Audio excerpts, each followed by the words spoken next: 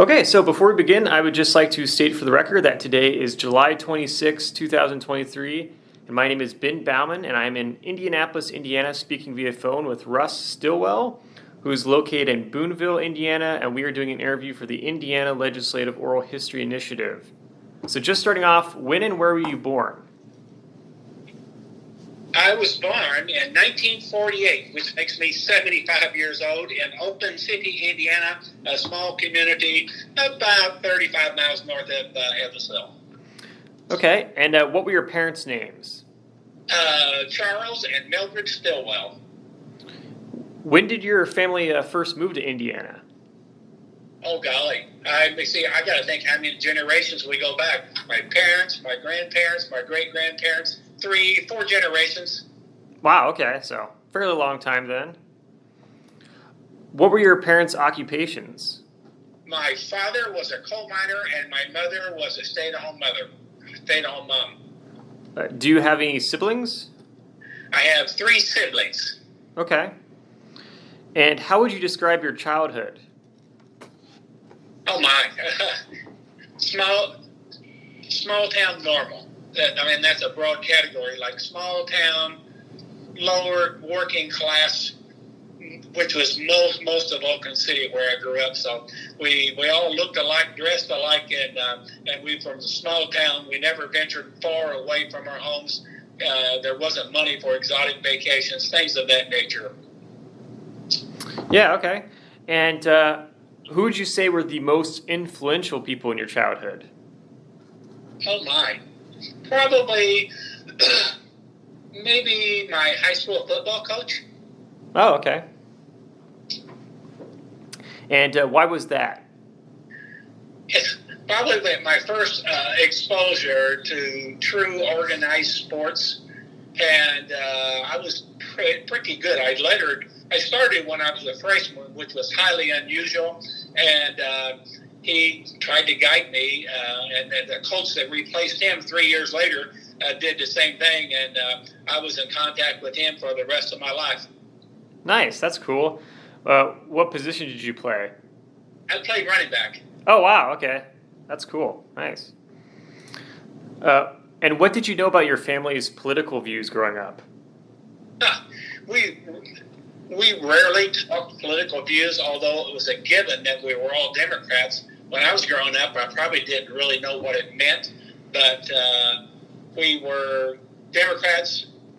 It was our family went to the General Baptist Church, which is a pretty conservative church if you look at it from the day's point of view. Yeah. Things were a bit different back in the 50s and the 60s, so it's like today they'd probably be very conservative Republicans if you based on and we went to church a lot, so that's their political views were Democrats. Probably it's the way it works. You pass it down. My granddad years ago was a precinct committee person. So, your kids are Democrats, your kids are Democrats, and then, when kids get smarter, they think for themselves and they change as we go forward. But, yeah, it was a Democrat town, but we didn't have a lot of politics growing up. I was pretty immune to it. Yeah, okay. And so what schools did you attend growing up? I went to Oakland City Grade School and Oakland City High School, and that was it. That was my universe till I graduated from high school in 1966. Okay. And let's see, how would you describe your educational experiences then in Oakland City? You know what? We were kind of, when I say isolated, we never went a lot of places, so it's kind of hard to compare that to anyone else. You knew everyone in your class. You knew everyone in the class above you and above that and below you. You knew virtually everyone at school. All the teachers knew who you were, probably knew your parents. It was pretty easy. School was like you didn't have to work hard to make passing grades. You could work a little bit and make really good grades, or you could work really hard and make really great grades. So the mentality was, to go from one year to the next and see where life was going to lead you. Yeah, that makes sense. And did you have a view of, Indiana growing up? Did you understand what it meant to be someone from Indiana versus another state? Not really. When you grow up in a small town in I'll call it working class well, not it was clearly a working class neighborhood in a really small house with 3 siblings. That's all you knew. So no, we didn't have other places in Indiana. We go to Evansville, that I recall, twice a year to get school clothes. So that was it. And that was like a big adventure. We just never traveled much. Literally, we didn't. And I think finances was the main reason for that. Yeah. And so what did you do after high school? Oh, my.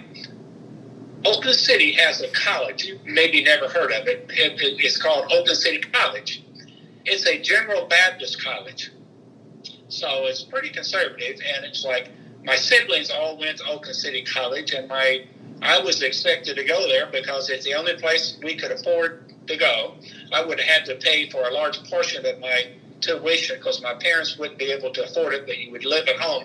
And I rebelled and did not want to go. But nevertheless, I went to Oakland City College for 1 term only. It was 3 terms instead of 2 semesters.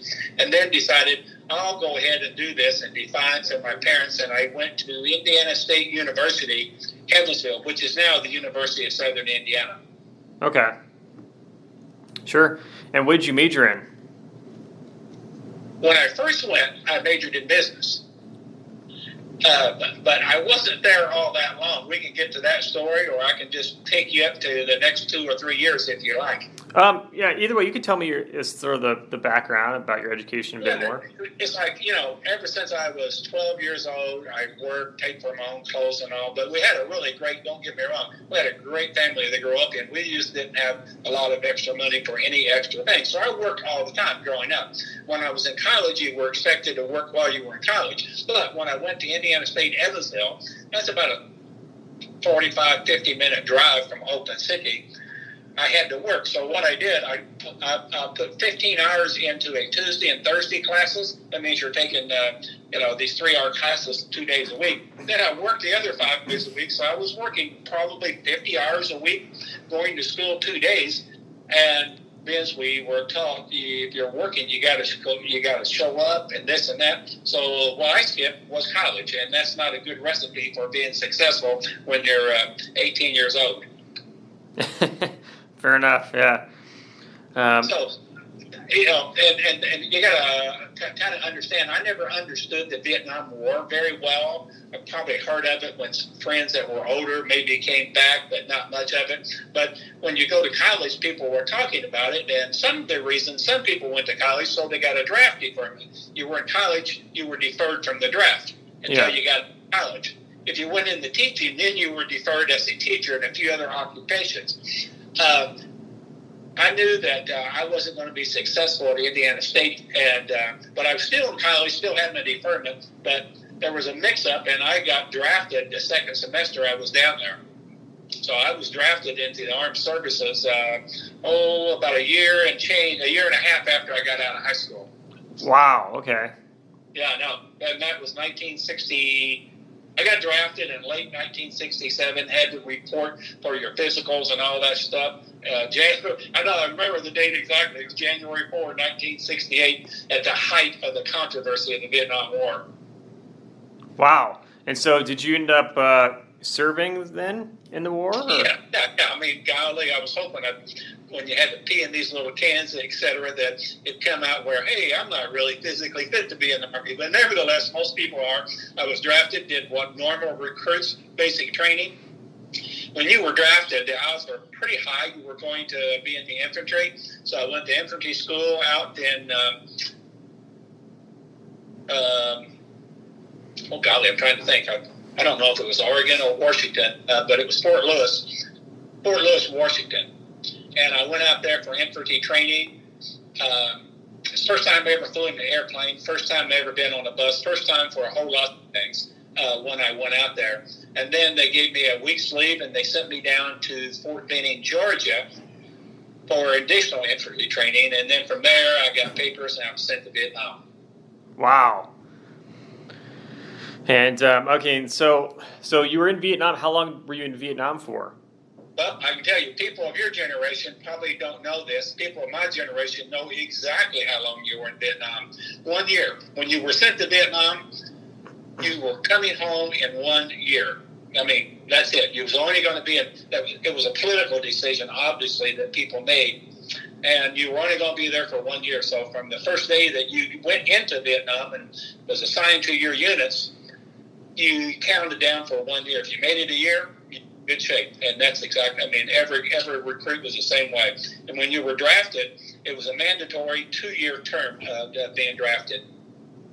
And so, obviously, the Vietnam War is a pretty politically tense situation. Did that affect sort of your political views at all, being in the war? It was an entire thesis of my political views. Okay. When I can remember it clearly. I don't remember the month, but I can remember the shorter time frame. I'm in Vietnam, and it's like I'm in the infantry. I'm assigned to an infantry unit. We're living in the boonies, in the jungle, all the time, like month 1, month 2. What in the hell are we doing over here? Because it was an insane war once you realize it was the war like no other war. It's crazy shit. Yeah. So it's like, how did I get here? It didn't take me long to recognize I got here because people made political decisions that were passed down and passed down and passed down and passed down. And I had my sister start sending me all kinds of biographies about LBJ, about others, so I could understand the politics of the war. Basically, I know how I got there for politics, but what politics of war got me there? My interest in politics from that point forward was acute, and it still is. But that's what was my involvement in politics. Was when I got drafted, it was like, who the hell sent me there, and who made these decisions over the last 10 years? Yeah. So that's interesting. I mean, so, was the town you grew up in, was it overall a conservative town? I know the church you went to was pretty conservative, but was the town conservative as well, or was it kind of split politically? You know what? Yeah, I think it would be extremely difficult for someone to judge the political leanings of a small community growing up, because it was never obvious. It was never obvious whatsoever. The only time I can ever recall that there was discussion was when Nixon ran against Kennedy when I was 12 years old. And the issue was clearly, bear in mind I grew up in a conservative church, are we going to elect a Catholic? Democrats, oh God, I don't know if we can vote for a Catholic because you're a General Baptist or you're a Methodist or this and that. And there was that for everybody's been discriminated against for decades of ethnicity and others. But that's the only I never heard any discussion of it whatsoever, including at our dinner table with my parents. Yeah. Interesting. Okay. So when it didn't have to do with policy issues, it had to do with Kennedy's a Catholic and Nixon's not. I mean, yeah. Well, I think Nixon was a Quaker, but so that's how I got involved in politics. In my head, what I wanted to do is was the Vietnam War, without a doubt. And when I got sent to Vietnam, it's like, what am I doing here? And who sent me here? Why did they send me here? And I coined a phrase years and years and years ago. There's political decision made every second, every minute, every hour, every day that affects your life, and it's factual. I believe that anyway to this day. Yeah, that's true. So when you got back to your small town after the Vietnam War, did you immediately decide to get involved in politics? I mean, did you talk to people about your experiences and sort of like how and kind of how that shaped your views on the world in that town? Or if you'd asked me 40 years ago, I'd have moved on to a different conversation because it was difficult to talk about. It's real easy to talk about now. Yeah. When I came home from Vietnam, let's just say when I landed at, actually we came back in country in Fort Lewis, where our Army cargo plane dropped us off at. They give you tickets and, your back pay, your money go, and I fly home. Was insane. 8 days before I got home, I was in the jungles of Vietnam, and there was no transition. There was no, they do it today for soldiers all the time, wherever they may go. But there was no transitioning of teaching you this and that. All you knew that there was a divided America, and it's kind of like, I was real lucky. I didn't know I pulled a Bill Clinton until I pulled a Bill Clinton. I compartmentalized all that, stuck it in the back of my head for a number of years, and just stuck it there. So I was like, when I came home, my parents, my siblings said, "You've got to go to college. And if you don't go to college now, you may never go to college." So, and the GI Bill was available for me, obviously. So I did what I shouldn't have done, is went to college. And when I got to college at Murray State in Kentucky, 3 weeks before that, I was in the jungle in Vietnam. It's not a very good transition.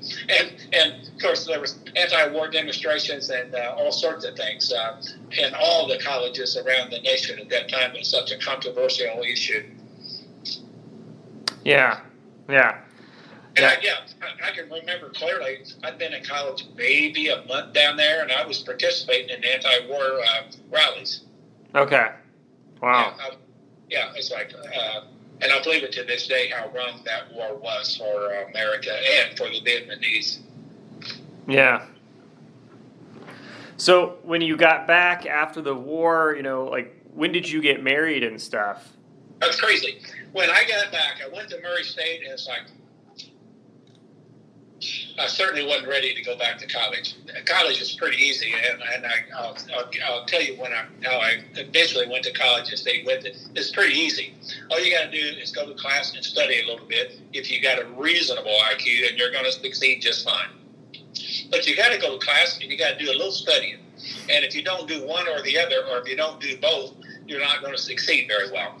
And I succeeded not very well at all down there. So then I was going to go back to Oakland City College, but in the meantime, crazy thing happened. And I ended up, and my girlfriend, which is now my wife of 53 years, we got married a month or so after I left the first semester at Murray State. Changes your life, because when you get married, and then we had twin babies coming along in about 8 months. It's like, you've got to get a job. So there was a pause in my career because I needed to find a job to support my family. So that's what took me, I got married in 1970, and that's what took me forward. Yeah, makes sense. So when did you decide to then, start considering running for office? Oh, no. That was light years beyond that. But when I went to, it wasn't my first job, but it was the most prominent job, a job that pays good money and it's got good insurance. And there was factory jobs galore back in the early 70s. However, I went to work at the coal mine because it paid the most and had far and away the best benefits. So I worked in the mines for 2 or 3 years, then got active in the miners' union. The United Mine Workers of America. I was active in that. I went to college. Oh, golly. Actually, you can go to college 2 days or 3 days a week rather than 5 and do just fine. I still had my GI Bill, so I worked 48 hours a week at the mine. Went to school. 4.5 years later, I got my degree in political science and social science.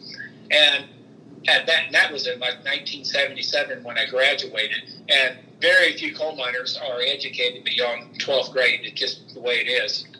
And I was active in my local union, my district, the international union, knew who I was for some of the activities I participated in.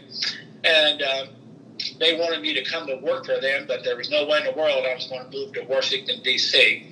Never regretted that. And that's when I became politically active. I was active on the very first, we'll call it the Political Action Committee for the labor union. We had a name for it. And I was active in that. We were interviewing candidates. I was doing a lot of volunteer work. That's what took me to my first full-time job outside of the mines. Okay. Sure. So do you remember kind of the moment that you decided, okay, you want to run for the Indiana General Assembly? No. I can tell you, I went to work for my union full-time in 1981, in the fall of 1981. And I interviewed candidates and this and that, and I had about 5 or 6 different states that I was responsible for, and I traveled to Missouri, Oklahoma, Arkansas, and a bunch of places, and I had special assignments and all. And I was in Indianapolis a lot too at the General Assembly. I was a lobbyist up there, and it's like I never wanted to be a legislator because it was if I can speak candidly, or you can edit it, it was a shit job. They didn't hardly make any money whatsoever. They had to put in a ton of time. Then they had to do a lot of campaigning. Back then, they didn't have to raise. And I was talking, who would want to be a legislator? It looks good, but when you look at what they do and what they get paid and what responsibilities they have, it's not something that most people would want, including me. So yeah. I did aspire to be a legislator. Mine was kind of happenstance how I became a legislator. Yeah. Interesting. Okay. I mean, I can tell you how I became a legislator, but it was kind of happenstance. But I knew it was nothing that I ever aspired to. I helped a lot of people in the legislature with their campaigns, with donations, getting a lot of volunteers out for them, but I never had an interest in running for office. Okay. So were you just kind of like recruited then to run? Well, I was recruited. I was probably the last man standing, and the year was 1996. The year it ran.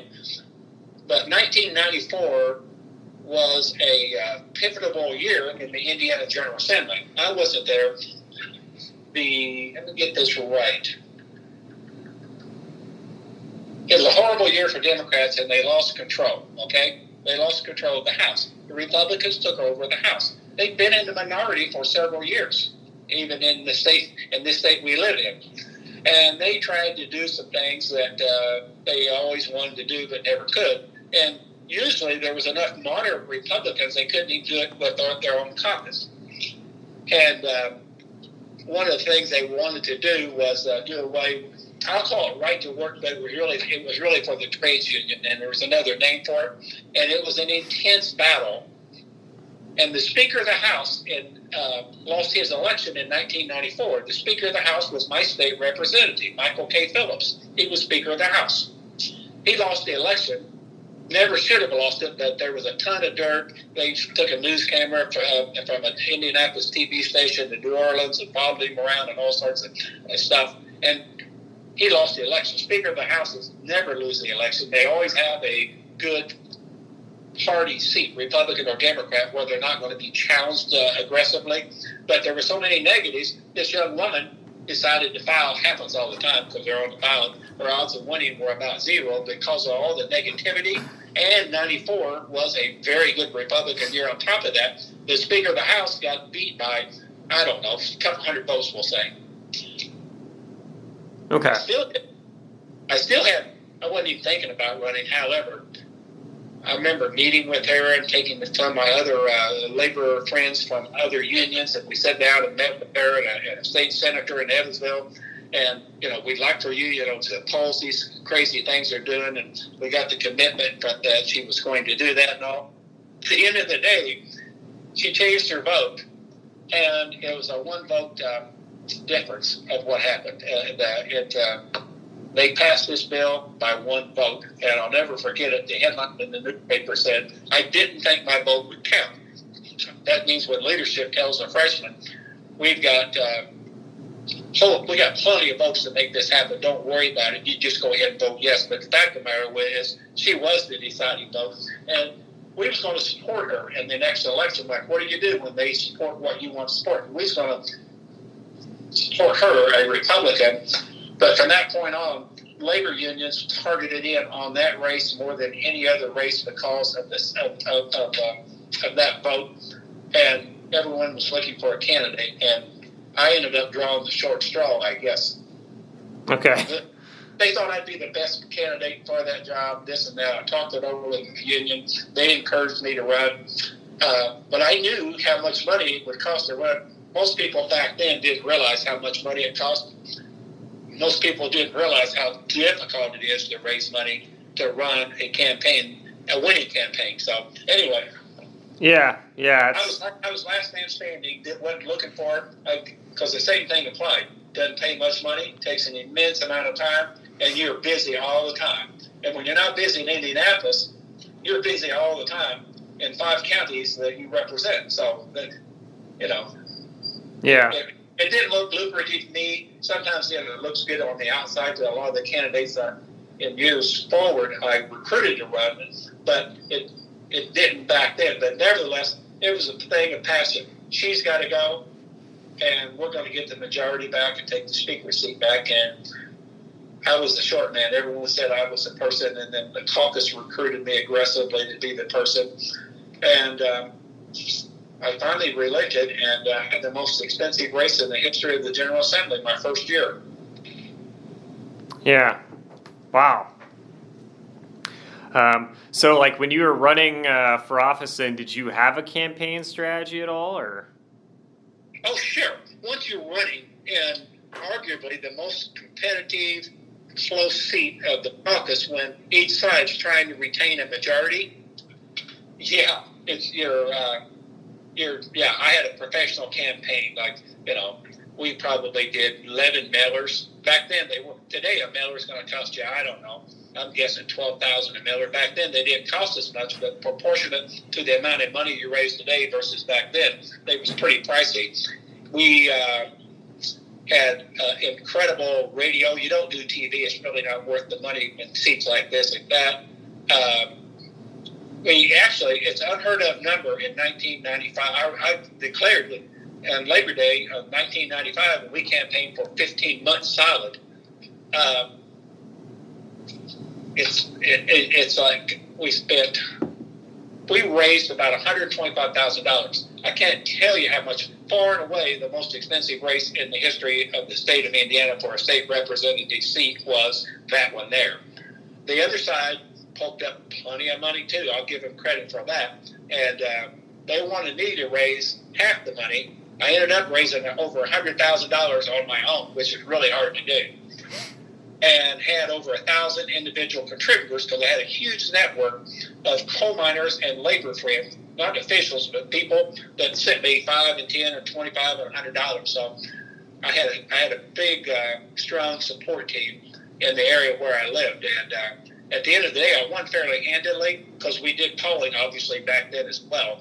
And I kind of thought we were going to be better than competitive, but at the end of the day, we won with a fairly resounding victory. Pretty nasty campaign. I'm sure my opponent, I won't tell you who it was, but it's easy to find out, thought that we ran a less than a great campaign. And obviously back then, you look at it differently over the years. Now, I had plenty of attack ads on me as well. Okay, yeah. What were the key issues that you focused on? Oh, the key issue was I never steered away from it, even though sometimes it's not popular. Well, we'll call it right to work for construction trades, but there's another name for it, and I can't recall that right now. That one there, obviously you campaign on education. Everybody campaigns on education. But what you campaign on and what's achievable are two different things. I always campaigned on free textbooks. Been trying to get free textbooks for decades, and it's never happened. But you campaign on that. But the real issue was the position on the labor and public education. It's my opinion today as it was back then. There's a different formula for what Democrats in general, we'll say a caucus and a Republican caucus, believes the best approach is for public education. We spend more money on public education than any other entity by a lot in the state, and the General Assembly sets the parameters for how we spend that money.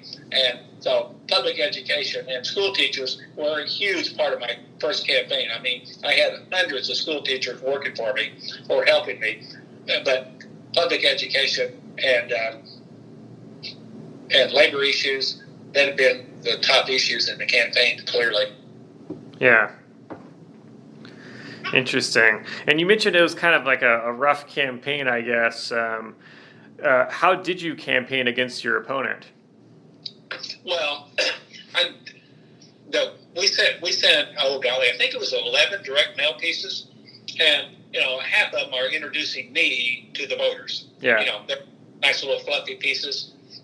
Maybe a third of them are introducing me, and the other 7 or 8 is identifying my opponent. And then identifying the differences.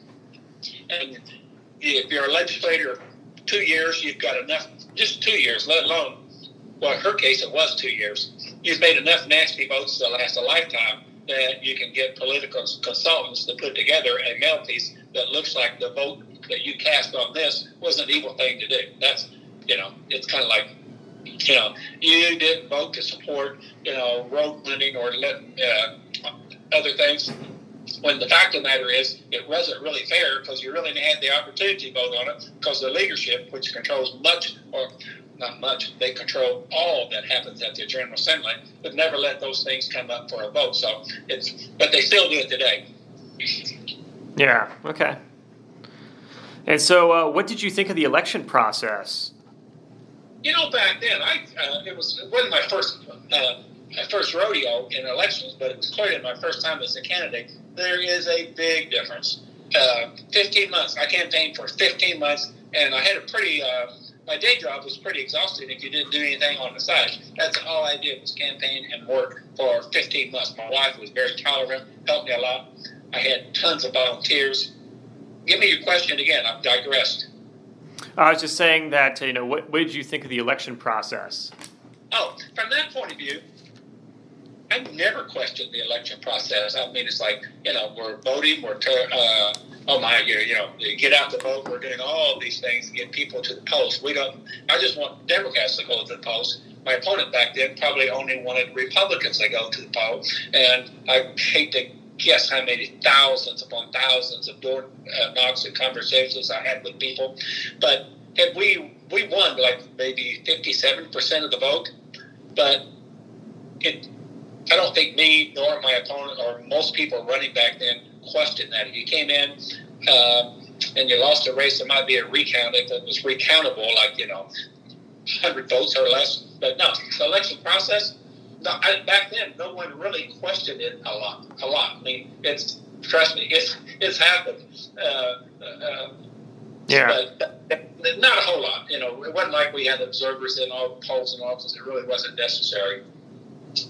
Yeah, I understand. And what was your reaction when you first found out that you won the election? Well, I had election headquarters in Boonville. That's the community I live in. It's not, back then it was probably 6,000, and we must have had 200 volunteers and people up there. And it was like, I was right about it. I mean, it wasn't like I jumped up, down. I expected to win because I worked so hard. I thought the numbers were there from our polls, and I took it pretty good. My opponent, it was very difficult. I had far, far, far more. She was a lot younger than me, a lot younger.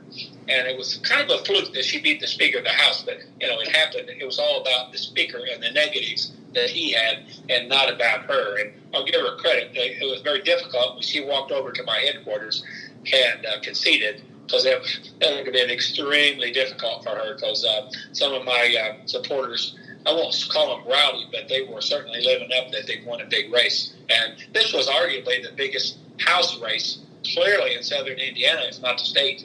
Yeah.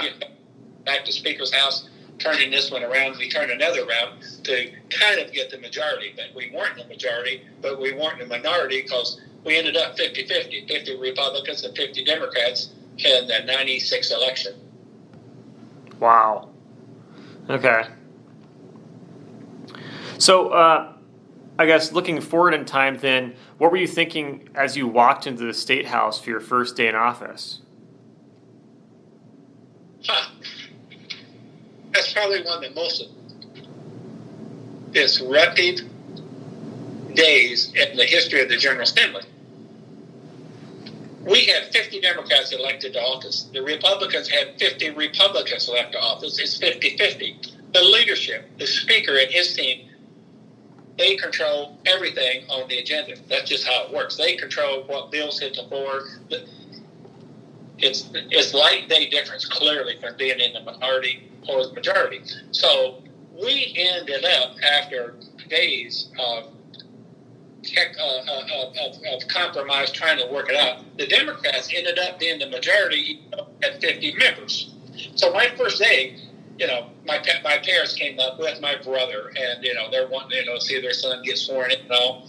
It never happened. It was another day when that happened, because the Republicans said, nope, we're not in the majority. They're in the majority, even though they had 50 seats and we had. But what they did, when Frank O'Bannon was running for office initially in 1996. You know who Frank O'Bannon, governor Yes. died? Yes. They put in there, if there's ever a tie in the General Assembly, because there was a tie previous to this one here a few years back, then the office of the governor will have the deciding vote to break the tie, because I can't remember the mayor's name in Indianapolis at the time running against Frank O'Bannon. They knew that Frank O'Bannon wasn't going to win and their candidate was going to be the governor, so they did that on a strict party line vote so they'd have an edge in case there ever was a tie. Because the Democrats drew the maps in 1990 when they had control. Obviously, the maps favored the Democrats, but in a state like Indiana, that just means you got a 50-50 shot. It's not a big advantage. It's a 50-50 shot. So that's what happened. And, oh my, I forget. It took a long time for the Republicans to recognize that, yes, indeed, we are the majority, even though we have 50 members, which means the speaker gets to set committees, things of that nature. So it's really hard, because it was like, what's going to happen? Well, nothing happened day one, because it's really formalities, but we couldn't even go through the formalities because of all the arguing and bickering. And, there it was at 10 o'clock, 11 o'clock at night. My parents have long gone and drove back to Oakland City. We're still no further along than we were when we walked into the Capitol. Yeah. And did you think that you had a pretty good idea of what the expectations were for the legislative process, or was it kind of more complicated than you expected it to be? Or I thought of all the new people, we had a pretty big class for the Democrats, a new class in 1996. I want to say we had 10 or 12 new members in 1996 election. I'd been to the Capitol so much and did some lobbying and work. I was pretty familiar with the process and how things went. So it wasn't bewildering at all. I mean, there's a lot of things that you don't know clearly.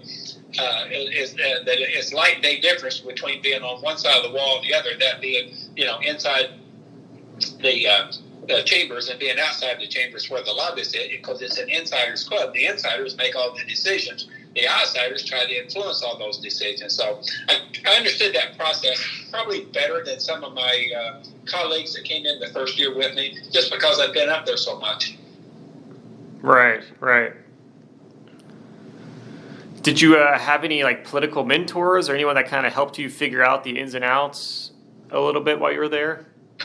Yes, everybody, if I recall correctly, they give every freshman normally a mentor within your caucus to help them out. And I remember mine, and he's the same person that came up and recruited me, that played a heavy role in recruiting me, and him saying, it's like, hey, I'm not going to have to mentor you. You know as much as I do, which was not the case. But yes, I did. And part of his procedure, part of his things you gotta, you can vote your conscience, but you better let the speaker's office or someone in leadership know how you're going to vote if it's different than what they expect, because one vote here and one vote there, you lose an agenda you're trying to put forward. So it was, but yeah, I had a mentor that they work with you, but not to a huge extent.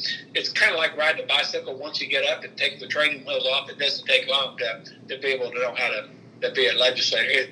Trust me, you don't have to be a rocket scientist to be an Indiana State legislator. I can tell you that with certainty. Yeah, true. Do you remember the first bill that you sponsored? I did, and I was a bit naive, I guess. The very first bill that I found was that pickup trucks are included in the road formula. They got a formula. It's like how many vehicles here, depending on how many vehicles you have, that tells you what the road formula is. Example, if there was, we'll say, 10,000 vehicles in Warren County, then there's a formula that you get for how much money do you get from the road taxes back into that county. But crazily, they never included pickup trucks. And pickup trucks in the southern part of the state, everybody drives them today everywhere, but back then, in the southern part of the state, the rural area, everyone drove pickup trucks. And then when you get to metro areas, you never hardly saw pickup trucks. And I wanted pickup trucks included in that, not realizing when I finally got the bill through the committee, and I got it on the floor and we're debating it, half the people opposing the bill were metropolitan legislators from my own caucus, and the bill passed the House, but it didn't go. It didn't get heard in the Senate. It passed the House, but it didn't get heard. I was naive enough to think, hey, I'll get all the people in my caucus to vote for this. But you vote geographically, and they made the right vote for their districts. I was doing the right thing for rural districts. So yeah, that was my first bill. I can remember that clearly. Yeah. Okay. Interesting. All right. And you know what? They debated that for years and years after that. Every year that bill would come to the floor. Every year that bill would come to the floor to include pickup trucks. And half the yes and half the no votes were both parties. As many Republicans supported it as Democrats didn't vote for it. So it was a nonpartisan issue. I'll put it that way. Yeah. And did you end up working with Republicans a lot on legislation when you served? Not really. Okay. It was a faulty system. Okay. But not really. And throughout my tenure, it never happened very often. It should have happened, but it just didn't happen. And I have to say, both parties were equally responsible. Yeah. Now, your first session, as I understand, that was the 50-50 split, as you mentioned, right? Oh, yeah. And Go ahead with your question. Yeah, and so, like, in that 50-50 split, now I know that was your first year, so maybe you weren't sponsoring as much legislation as you did later on or authoring legislation, but did you, in that situation, end up working with Republicans more than you did in, like, the later years when the session wasn't split like that? No, I probably worked with Republicans a little bit more in my later years. 6 years after I went into the General Assembly, I was elected to leadership position as the majority leader, which gives you a lot of responsibility, and you're going to be thrust into working with Republicans every session. Let me get back to that first session. It's a crazy thing that happened. The one bill that you can count on that is going to take 51 votes is the budget. It's the biggest bill that comes out. It's the most controversial bill that comes out. It usually reflects everything that the party in control wants to do. In this case, Democrats, even though it was 50-50, we had control. But we had to take the budget bill to the floor and get a vote for it. Yeah. They had secured one Republican vote. They had secured that. I knew that. I can remember. It was the last day of session. While I'm driving to Indianapolis over the weekend, the Secretary Treasurer of the AFL-CIO called me and asked me to vote against the budget. Well, I was smart enough to know that is a dumb thing to do. Not that it was a pretty good budget, but that was a dumb thing to do. And then he explained his rationale, and I'm thinking, I think that's a good idea. For years and years and years, we were near dead last in unemployment insurance and workers' compensation for workers in the state of Indiana. Near dead last. We should have been 20 to 25 based on our population and the manufacturing base that we have in our state. We were near dead last page. We attempted it. We passed it in the House and Senate when they were filed. This particular year, there were some huge capital expenditures that the state was paying for the business community, for economic development community, but there was nothing for working men and women. He wanted me to vote against the budget so we would go back in special session and get that rectified. And I wasn't done. And Saturday morning, he calls me at my office in Boonville, my union office, and I said, who else do you have? And he tells me, you're my first phone call. And I said, I can't do that. And then I thought about it. That's what I came to the legislature to do, because I knew I would get holy hell from the Speaker of the House and my caucus. But at the end of the day, he contacted enough people. He got 12 commitments that they weren't going to vote for the budget. Everyone knew that I would be the person, because I knew labor more. I knew labor better than probably any existing legislator, because they've been part of my life. Governor calls me, the Speaker calls me. I get the chairman of the House Ways and Means calls me on my way to Indianapolis, wanting to talk. And it's like, I didn't even want to pick up their calls. This is early stages of cell phone. You had a built-in phone in your car is what it was. You called it a car phone. And it's like, as soon as I got there, they wrote me, took me straight to the Speaker's office. The Speaker was a good guy. I'd known him all my life. You probably know who John Gregg is. Yeah. Yes? Yep. Yes. Super guy. He was a super speaker. And Pat Bauer, you know who Pat Bauer is? Yes. And Pat was chairman of the House Ways and Means. Pat was the bad guy. He's really good at being a bad guy, too. And he beat me over the coals, and I sat there and took it. It's like, nope, I hear your arguments, and your arguments are sound, but I'm not voting for it until we get this and this. The story goes like, finally, the speaker, John Gregg, realized we got a dilemma, and I'll call it funding, support, how your caucus operates. Say the Chamber of Commerce is favorable, and they were at the time a lot, to the Republican caucus. Labor is very favorable to the Democrat caucus. Fair enough? They couldn't go too far to totally piss off the labor, so we didn't pass the budget that day, so we're going into special session. This is when Frank O'Bannon shined. He came up with, we did some amendments on the day that we're getting ready to vote for the budget. I can't tell you how unusual that is. It's beyond unusual. And as soon as that first one went up, the Republican caucus chairman said, we're going to caucus immediately, which took us into special session.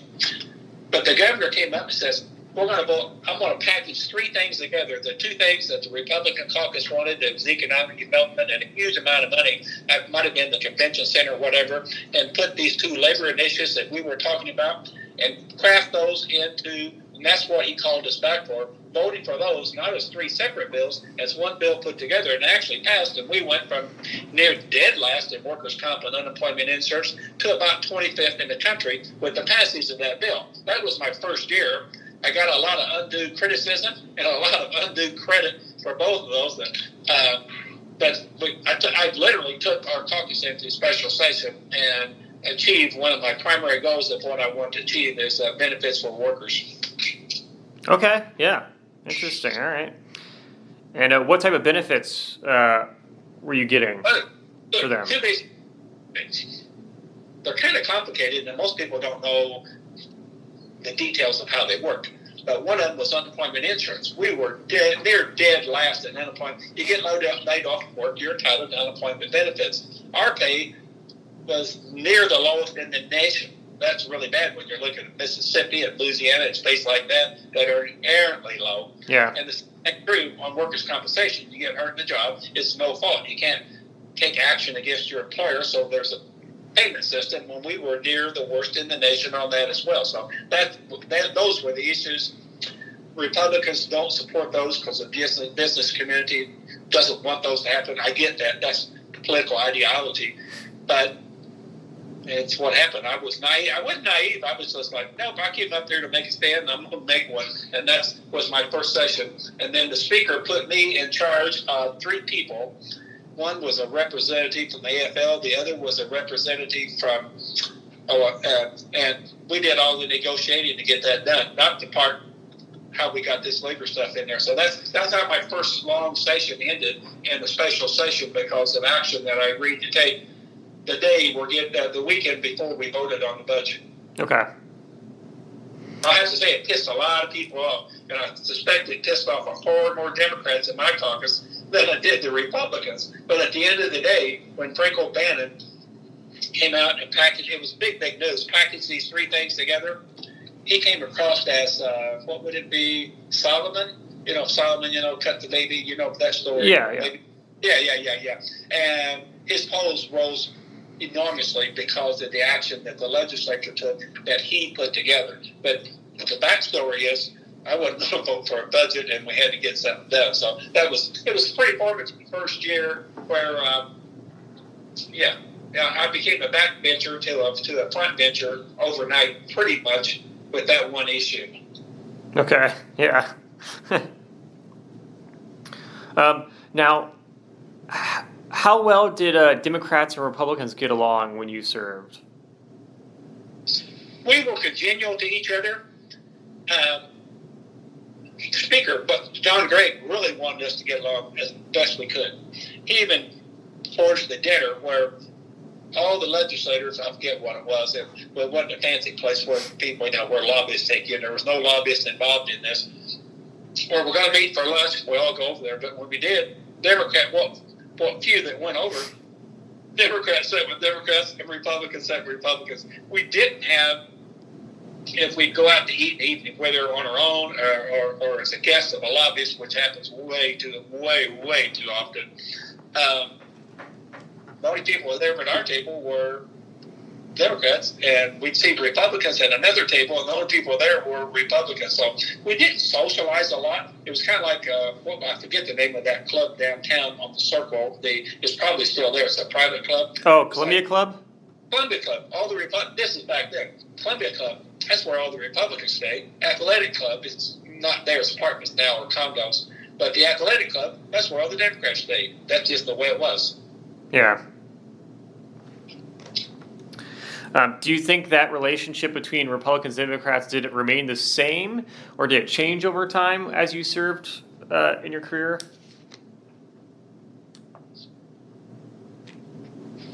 There were instances of certain Republicans that you liked, and we did some things from time to time.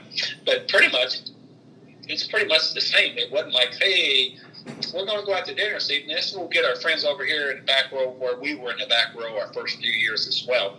And we'll all go together. Never even occurred to us because we just didn't do it. Yeah. We just didn't do it. And then if a Republican's got a bill, rephrase that. Democrats have bills when we're in majority, because a Republican bill is probably not going to go very far. That's just the mechanics of how things work. So the Republicans would come over to us asking to sign on as a co-sponsor. When the Republicans were in control, they was only control 2 years during my tenure, I believe. Democrats would go to the Republicans and ask for them to sign as a co-sponsor so they could get some credit back home when they're talking about that. And the co-sponsorship meant nothing except it was just a name on a document. But there wasn't a ton of interaction, no. I'm not saying they were bad. We were equally. For what misspirited deeds that we did in our caucus and they did in their caucus, it was tit for tat, I'll have to say. I wouldn't point any blame, but I know the Speaker, Greg, wanted to get away from that. It was just not politically possible. Democrats sat on the rafters with Democrats, and Republicans did the same thing. Sure. That's other legislators may tell you different things. That's from my perspective. Let's see. So how influential would you say party leadership was in the General Assembly?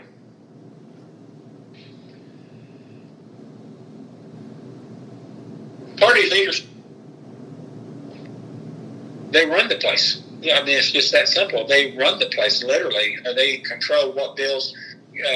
They changed that after the Speaker before Mike Phillips got ousted, because he.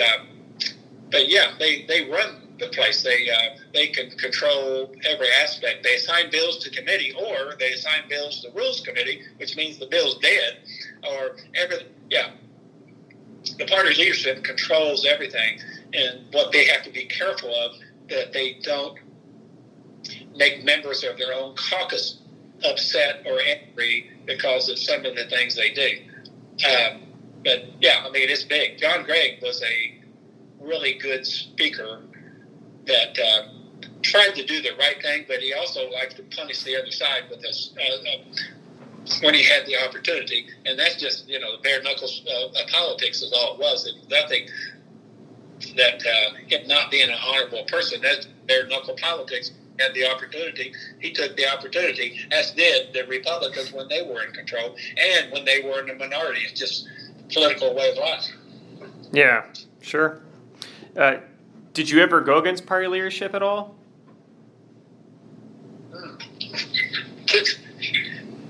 It was my freshman year, and I didn't know any better. And I'm thinking, well, yeah, we were listening, me and my seatmate in the back row. We sat on the back row, my seatmate and I, and it's like, who's talking here? It's like, well, yeah, we're going to vote for this bill. And it was a Republican that brought it to the floor, so that means it got out of committee, so it had some opportunity. Leadership was back there in a heartbeat. It was standing. They do a voice vote, and then someone calls, I want a standing vote, so you don't get a roll call, so it doesn't hurt certain members of your caucus. And it was a standing vote. And we stood up and we looked around, and hell, we're the only two voting in the affirmative. And I remember the majority leader came back immediately, super nice about do what you want and all. He explained the nuances of the bill, and we sat down and changed our vote. But yeah, to be a successful caucus, you have to do that. If not, if a bill comes on the floor, every bill. In later years, that's part of my job. We knew what the vote was every time. You had to count votes every day on every bill and meet on those every day, which is what happens when you're in leadership. So, yeah, they run the place. And if they didn't, it ended up being chaos probably. It'd either be chaos or the most democratic, functional legislative body in history, which probably was never going to occur. Yeah, okay.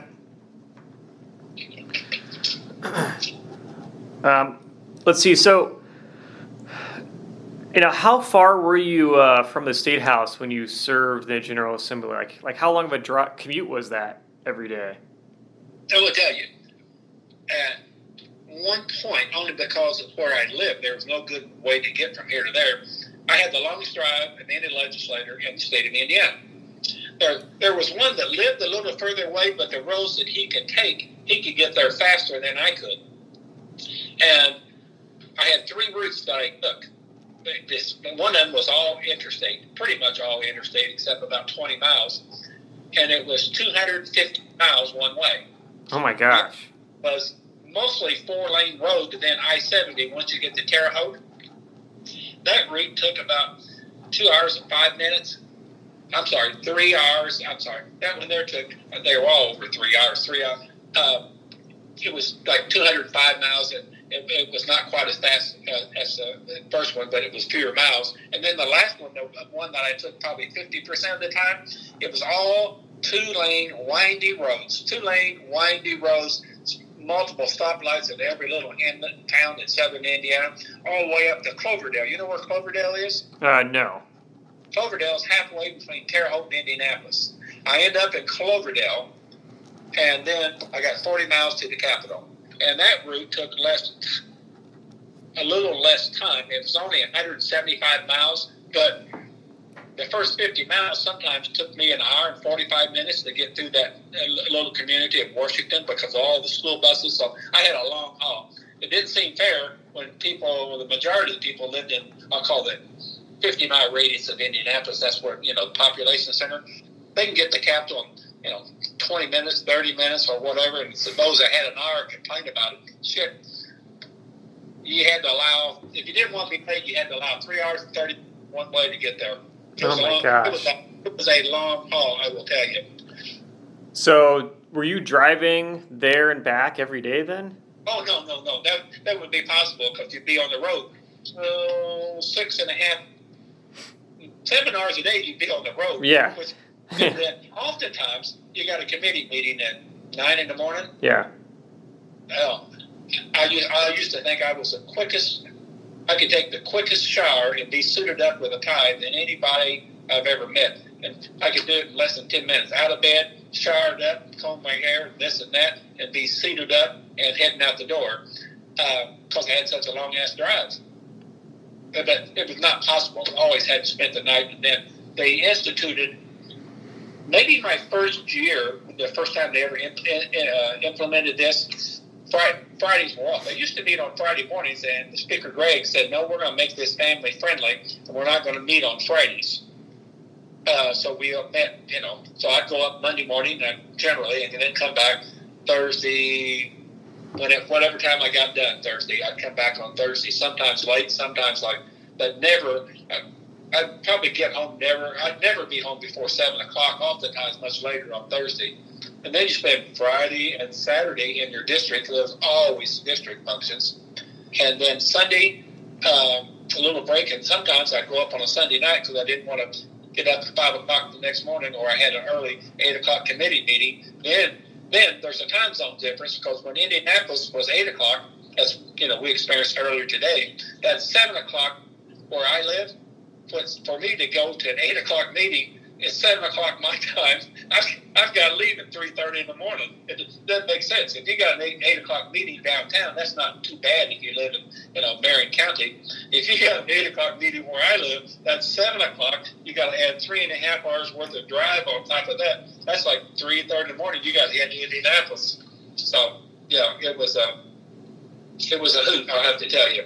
Wow. Yeah, that sounds pretty intense. I mean, do you think that there are people that may have been interested in running for office, but didn't want to because of like issues with like making a commute like that? Not so much, but I think most of the people that I recruited, most of the people that was recruited while I was there that were looking for it, they thought it was a honorable thing to be a member of the Indiana General Assembly. Some of them were ego-driven, some of them were, driven on issues. But no, I don't. You don't really know what comes into context as you start doing it every day, every week, and it never deterred anyone, including myself, of not running for re-election because of the drive. But it's just something you did, and it was. Boy, us folks that lived in the southwest corner, that down here, it's like, I went to the House floor one time and someone was complaining. It's like, I want to say there's 5 capitals I can get to, but actually I think it was only 3 or 4 state capitals I can get to as quick as I can get to Indianapolis. I can be in Frankfort, Kentucky, and I don't know, probably 2 hours. I could be at Springfield in about 4. But there was a lot of state capitals I could get to quicker than I could get to Indianapolis because it's just so damn far. Yeah. And how'd you balance, like family life with that type of commute and stuff? Well, it's kind of tough. My kids were, and we had a close-knit family, and I had twin boys, and they're extraordinarily academically successful, and they actually extraordinarily athletically successful. So they played all sports, and I had to miss games I hated. My wife was, oh my goodness, she was tolerant and did those things that like Friday night we're going over to Perry County JJ Day. Like, it was just part of what she did. She went, she was nice. You got to have a supporting spouse or it ain't going to work, or you're going to get a divorce. I had a really supporting spouse, I'll have to tell you. And then the boys, and it just what it was. 96, my kids were 16 years old, so we made it work. And then it was a lot easier. You got to bear in mind, we're only in session 4 months in 1 year and like a month and a half or 2.5 months the other year. So we're really only in session about 7 months out of a 2-year cycle. So that wasn't that you're doing it every week. Then you'd come up for committee assignments or summer study committees and things of that nature, or drop in to help to work with your legislative assistant to get some of your constituent issues taken care of. But that was like, hey, I'm up for 2 days. I spend the night and I'm there 2 days. Or oftentimes I do a night and back. I go up, get there at 9 in the morning, stay all day, and then leave 4 or 5 in the afternoon and get my stuff done I needed to get done within my office atmosphere at Indianapolis. So, yeah. But the distance, I had this friend, and he's still a dear friend today, and we're close to the same age. And I remember one night, we're leaving the Capitol. It was a bit of a late night, and he says, man, I hate to say this. He says, he's probably true. He says, he lived in Indianapolis. He said, I could probably crawl to my house faster than you could drive home. And he's pretty close to being correct. Oh, my gosh. Yeah, he lived like 2 miles from the Capitol. And it was like, I don't know how many miles an hour you could crawl, but he was probably pretty close to being correct. Wow, yeah. So there was a great disparity on time, I'll have to say, but it's just sometimes you do what you got to do, and you suck it up because you can't be bitching about it every day that you drive up, because you just got to suck it up, and everyone from this part of the state did. We had the longest drives by far, and the folks living in what's the name of that county? You lose touch when you've been out of the office for so many years. Lake County. And Lake County was probably far more populated then than it is today. They had a bit of a commute too, but it was not even close to what it took us to get down there. And South Bend was tough because they had to take a 2-lane road all the way. I mean, a 4-lane road but no interstate most of the way down from South Bend. So the Speaker Meyer, when he was Speaker, he always bitched about he had the longest drive, but he wasn't the longest drive, I can tell you. Southwest Indiana was the longest drive. But his was not a good drive either. He understood it, I'll put it that way. Yeah, wow. Let's see, shifting gears a little bit then, how influential would you say lobbyists were in the General Assembly?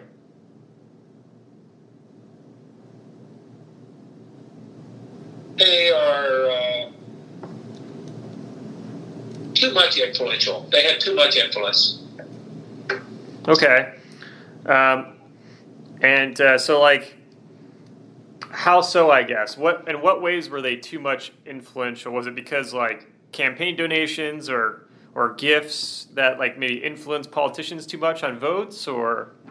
No, some legislators take an easy path. Some legislators take a more difficult path. I was probably somewhere in the middle. The easy path is you don't read anything, you don't do anything, you get all your information from your favorite lobbyist and just vote that way. And it's justifiable. It's just any vote you make pro or con is justifiable for a variety of reasons. And then it's like, hey, let me get my own thoughts and interpretations of this bill here. And if one lobbyist is for it, I can promise you on big legislation, one or more lobbyists for that bill. I promise you there's one or more lobbyists against that bill as well. And I tried to make a practice to reach out to people who opposed and people who supported that and make a logical decision. And sometimes it's not going to work. On labor issues, I got criticized for it, but I just thought, you don't treat workers fair, why in the hell would you want to ever live in the state of Indiana? And no one had to lobby me because I led the efforts all the time on those issues. Some people would tend to think, oh, yeah, he's bought and paid for by labor unions. It wasn't the case, but I can see people saying that, not any different than some people saying, hey, they're bought and paid for by the Indiana State Chamber of Commerce because that's where their money. But, yeah, lobbyists, that's all they do. Their job is to make life easy for legislators. That's what they do. That's what they did.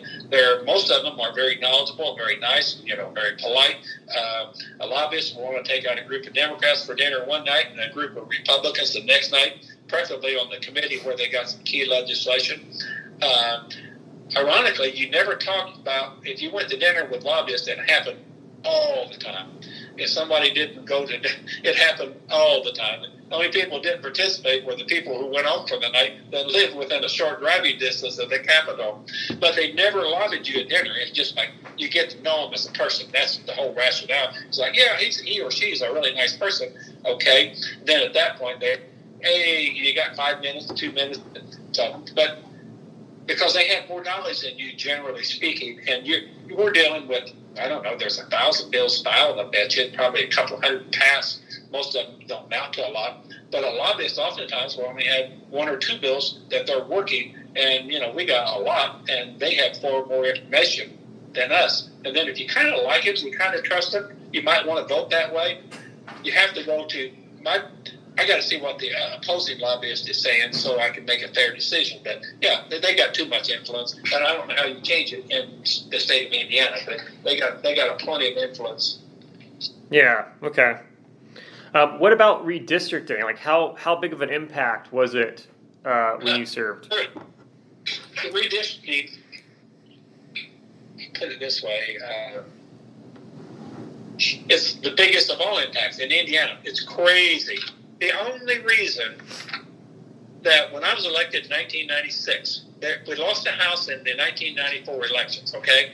The Democrats grew from the early 80s and started, or even the 70s, they only had like 30 seats, pretty much where they're at today.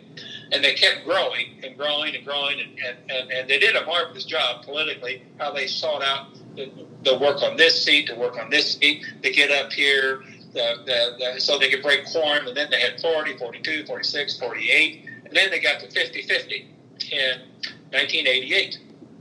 Well, in 1990, they won the election by 1 vote or so in the caucus, so they drew the maps in 91. They made all the difference in the world. So we were in control of the legislature every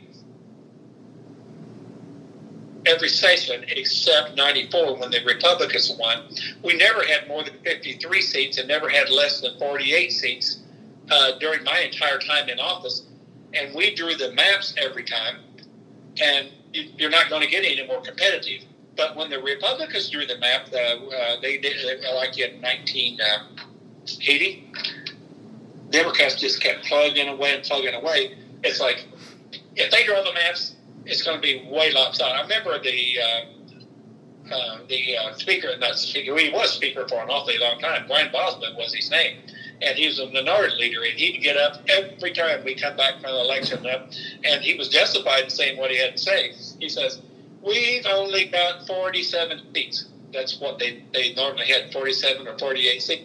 But we got 54% of the total vote for all state representative seats put in together.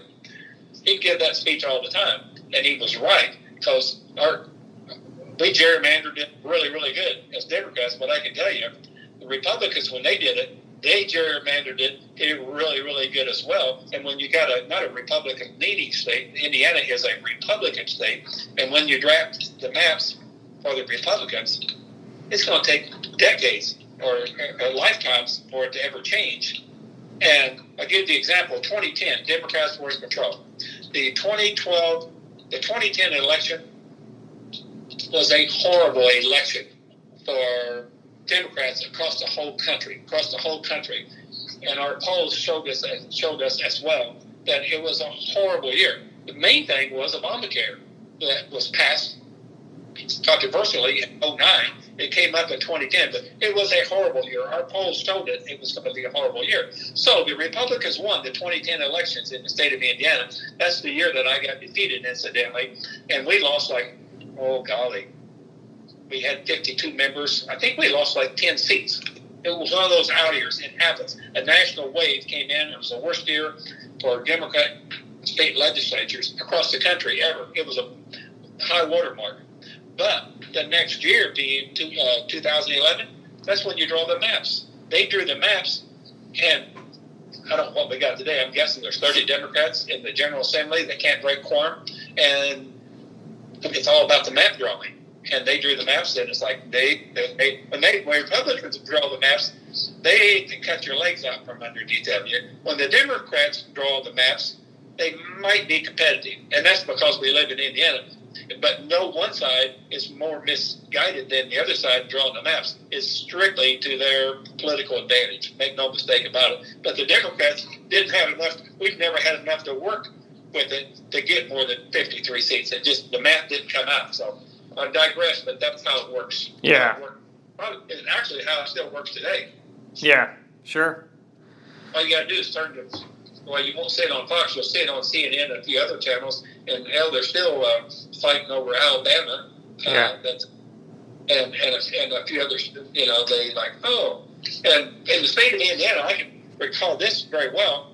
Did you know that the state of Indiana back in the 80s, they had multi-member districts? Yeah, I do remember that. Yeah, I know they that. Had multi-member districts. The Republicans put that in, and it's like, we can't get rid of this area over here that's so Democrat, so they made a 3-member multi-member district, which means they're going to elect 3 Republicans because they've got 65% numbers in that district as a whole, but they could never carve out 3 Republican seats ever how they tried. And finally we got multi-member districts outlawed, but yeah, multi-member districts was nothing but a political grab. And but I will say this: had the Democrats been in control at the time, might have did the same thing. I mean, it's power politics at its worst. Sure. So, thinking about then your experiences in the General Assembly, what would you change about the legislative process then? Oh my,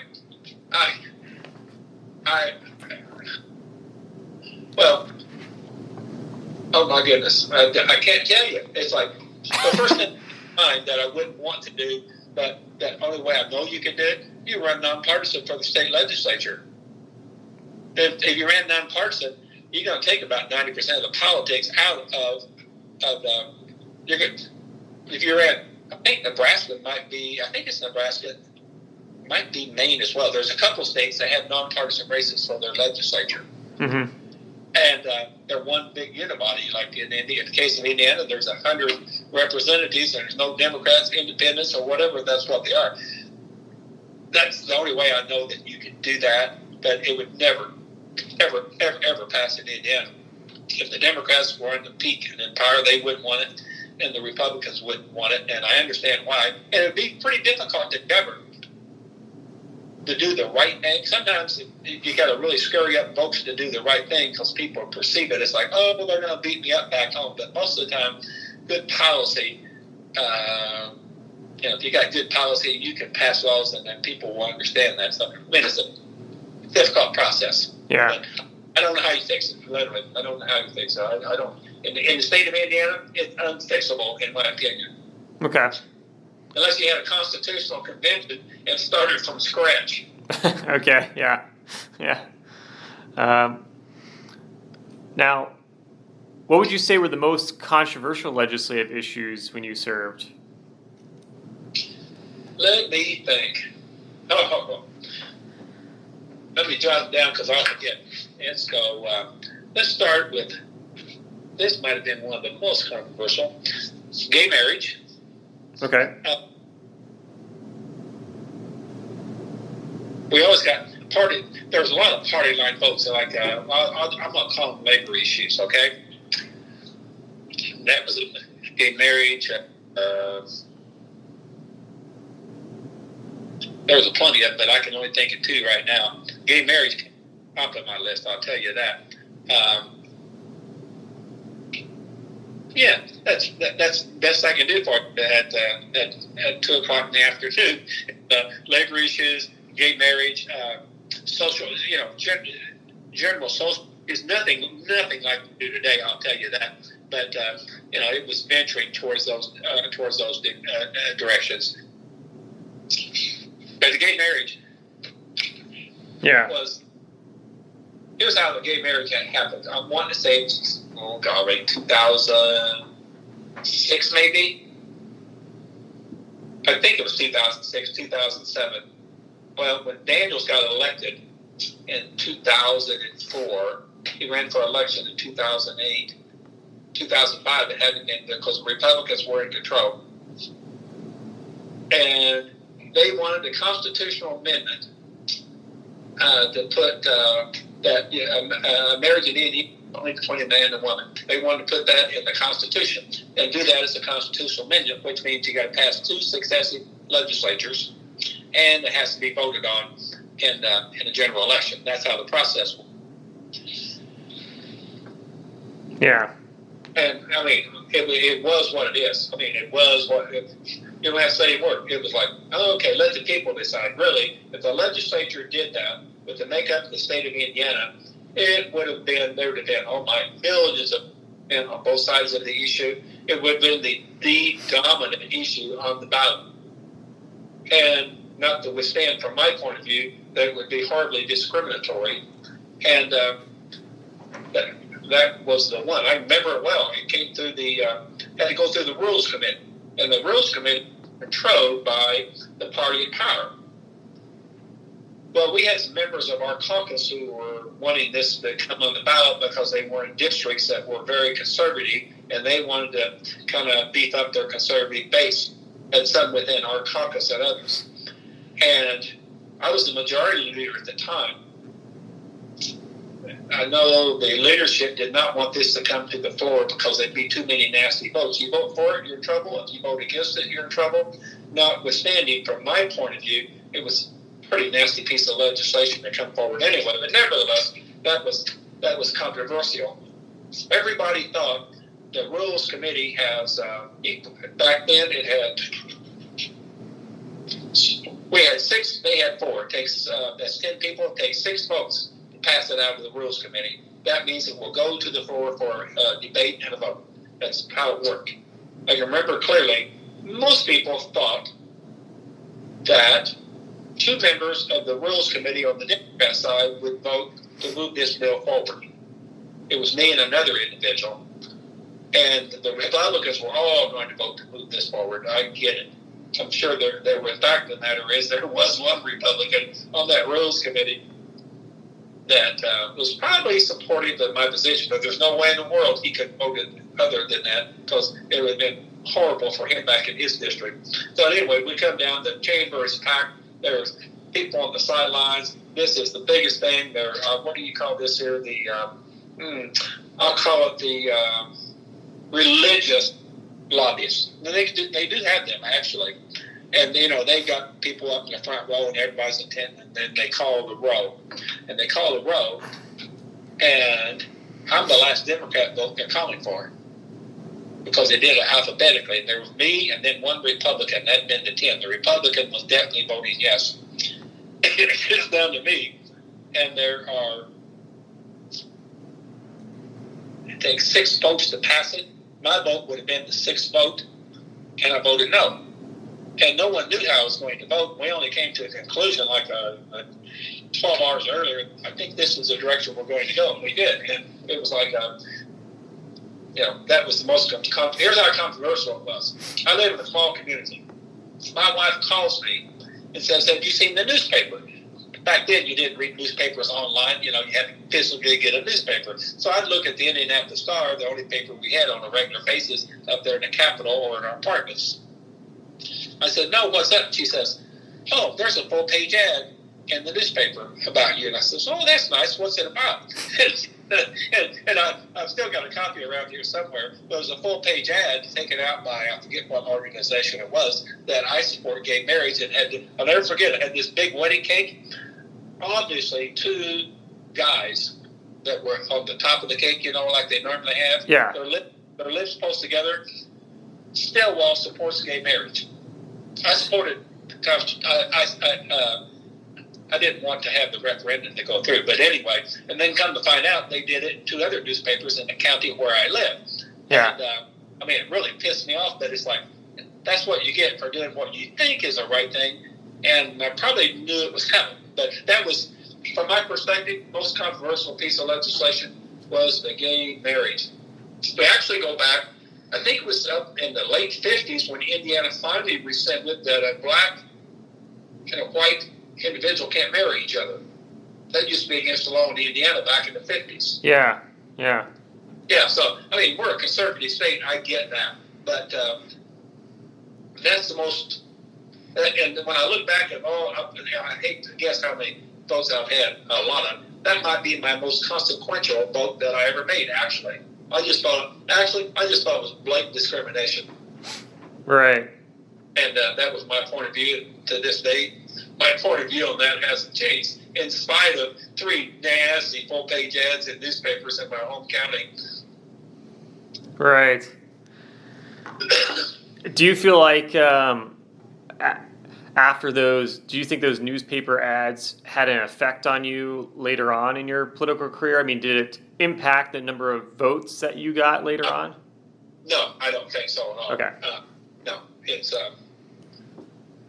if they did it, if they were smarter about how they went about doing it, and it ran those ads in a county I didn't live in, it would have been it had a greater impact, because people in the county I lived in for the last 40, 50 years probably thought they knew me on a personal basis, which many of them did.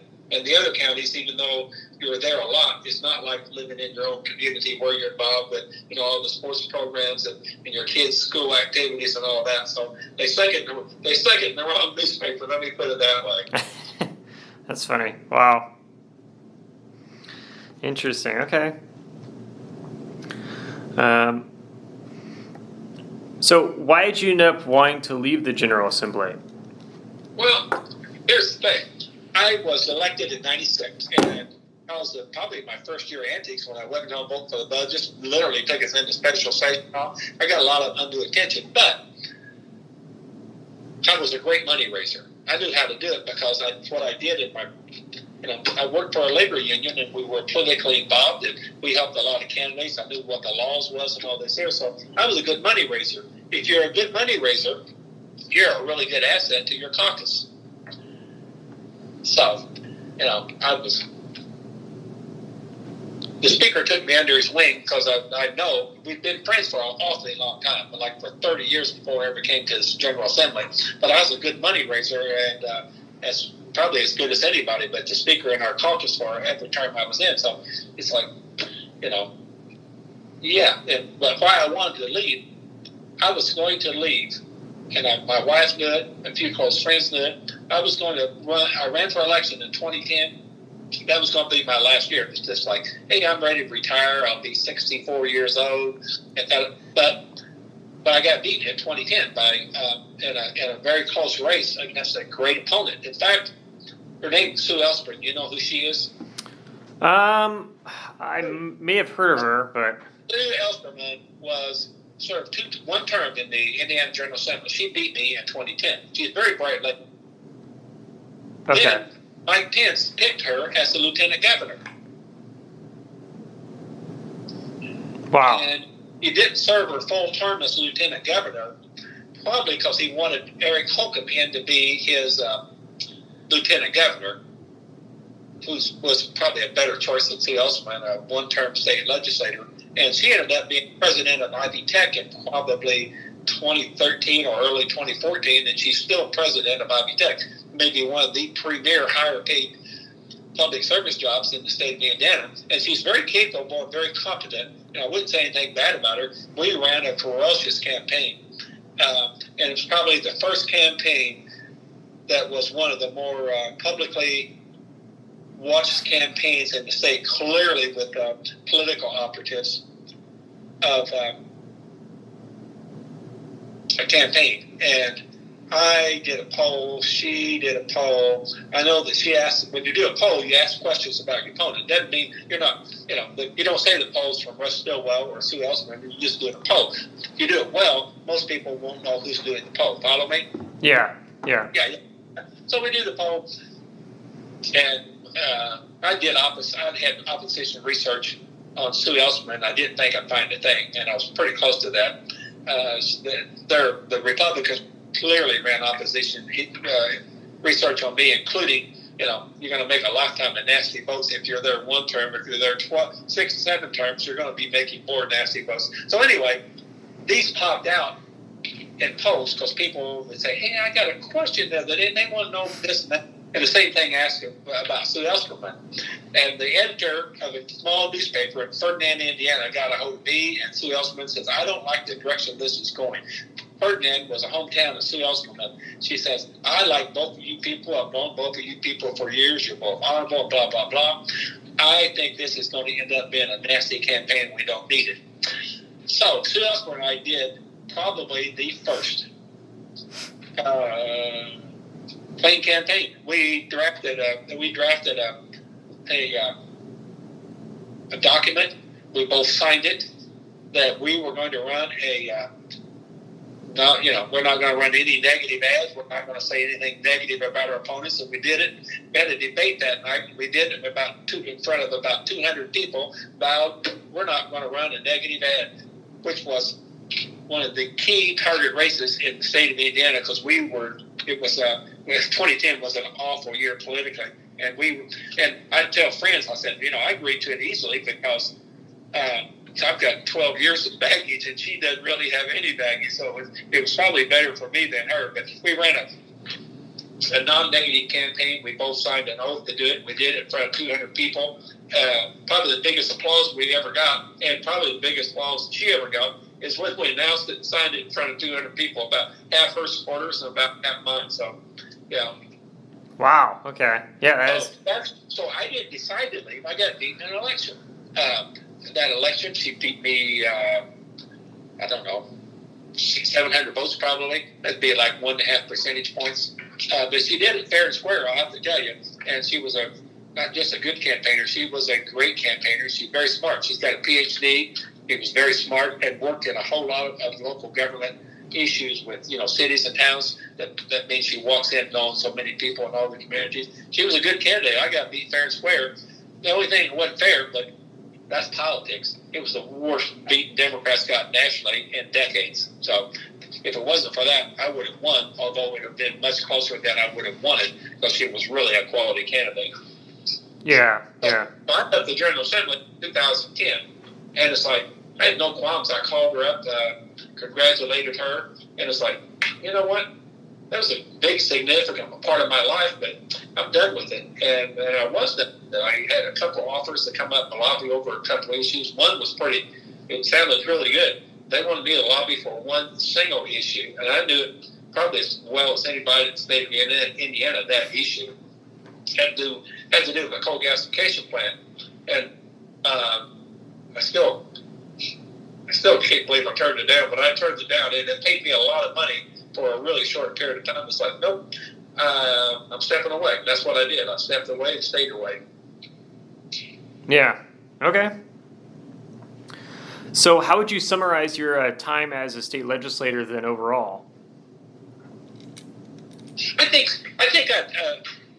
well, there's a personal point. It's like, oh yeah, it was a significant part of my life for those 12 years. Like in a huge way, everything worked around. I got to be in Indianapolis, and then that's my first take. You got to do that. So, but from a legislative point of view, there are a few things. It's hard to, unless you went back and looked at every bill you filed and every one that you passed.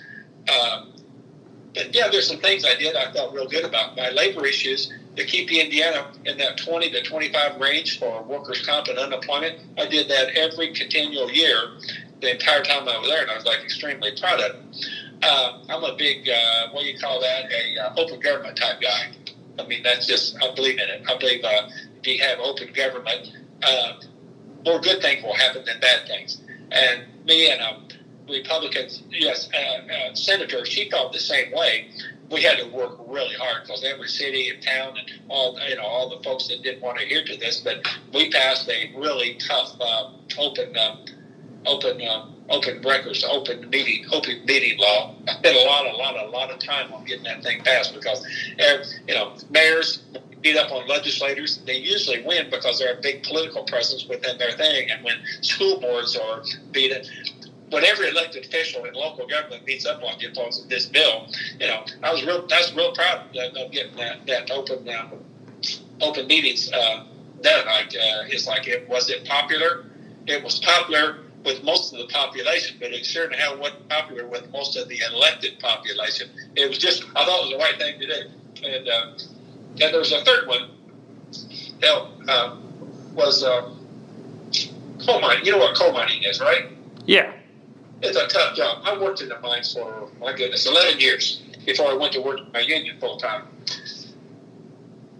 Coal miners, when they were shutting some mines down, so coal miners were getting laid off. And when they got laid off, they drew unemployment insurance for up to the maximum of 6 months. And we'll say it was about $10,000 over that 6-8 month period, okay?